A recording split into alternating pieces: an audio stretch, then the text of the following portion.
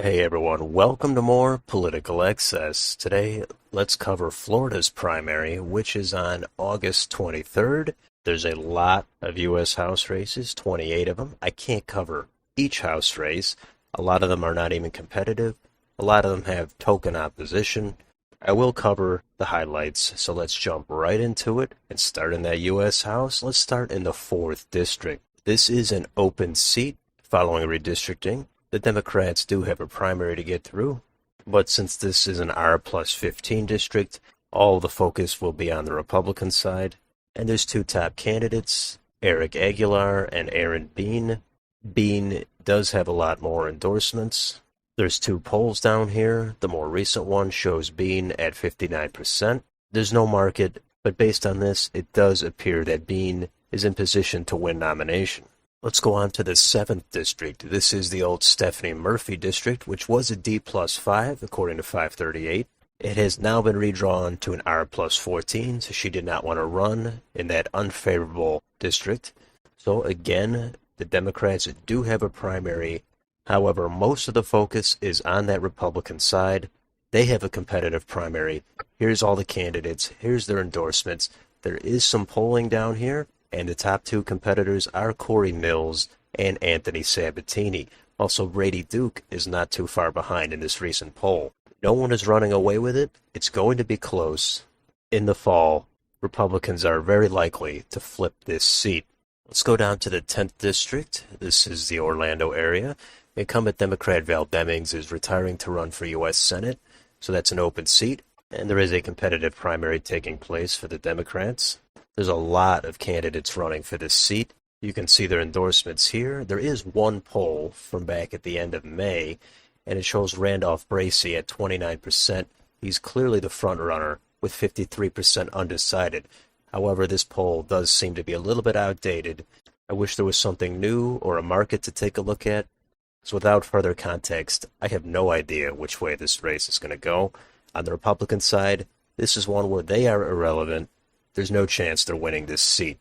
Real quick, in the 11th district, some people might be interested to see how much of a challenge Laura Loomer poses to Daniel Webster in that Republican primary.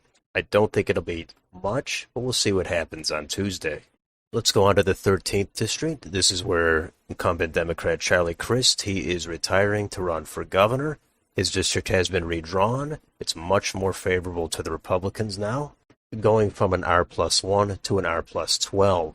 The Democrats appear to have their nominee in Eric Lynn. Everybody's watching the Republican side here. I've seen some of the attack ads. There's several candidates running, but the frontrunner right now appears to be Anna Paulina Luna. She does have the Donald Trump endorsement, if you're curious. We can scroll down here to the polling, and we can see there are some polls. Anna Paulina Luna is leading in every one of these polls. She's generally in the mid to high 30s. However, right behind her in the polls is Kevin Hazlett. So this one will be one to watch on Tuesday. Down in the 15th district, this is an open seat. It's an R plus 7. So it is favorable for the Republicans, but not overwhelmingly so. Republicans do have another competitive primary here between Laurel Lee and Kelly Stargel.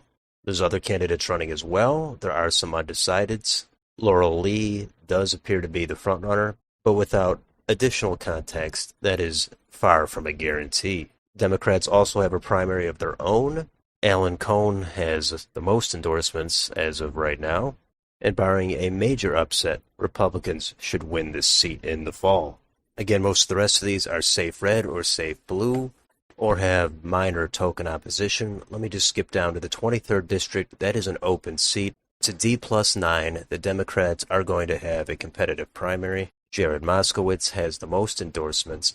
We will see who wins that on Tuesday. The Republicans, they have a primary as well, but they're unlikely to be able to be competitive in this district.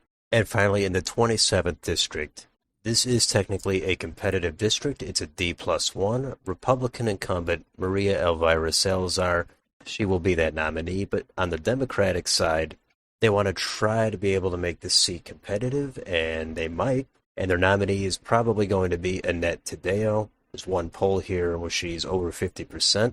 Republicans are favored to hold this seat. It has trended in their direction, but it's not impossible. There could be an upset. in this district. So let's move on to the statewide races, and let's start with governor. And Republican Governor Ron DeSantis, he is running for re-election to a second term. He is going to be that nominee. The Democrats do have a at least semi-competitive primary between former governor, former Republican Charlie Crist, and the Agriculture Commissioner Nikki Fried, who's the only statewide elected Democrat. Crist does have more endorsements lined up. There's a bunch of polls. We can take a look at those. Charlie Crist generally leads in almost every one of these. The most recent ones don't appear to be a landslide for Crist. I'd say he's heavily favored, but there's a small chance Nikki Fried can somehow make it interesting. If we take a look at the market, Crist is at 92 cents, Fried is at 9 cents. I'll cover the general election in the future. As of now, Ron DeSantis is favored to win re-election. Let's move on to the U.S. Senate, where incumbent Republican Marco Rubio, he's running for re-election to a third term. He is the nominee on the Democratic side. Everyone appears to have coalesced around Val Demings, the U.S. representative.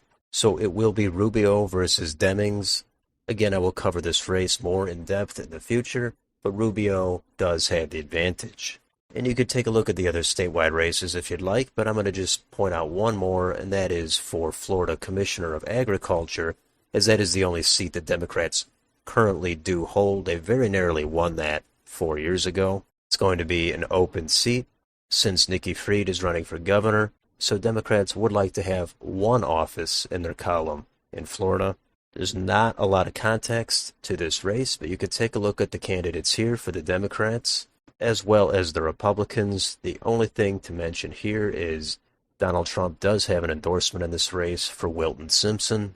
I would guess he will be the nominee for the Republicans. They're probably favored to win in November, but we will just have to wait and see what happens. So that's an overview of the Florida primary. Let me know if you're following any of these races. Do you think there will be an upset in any of these?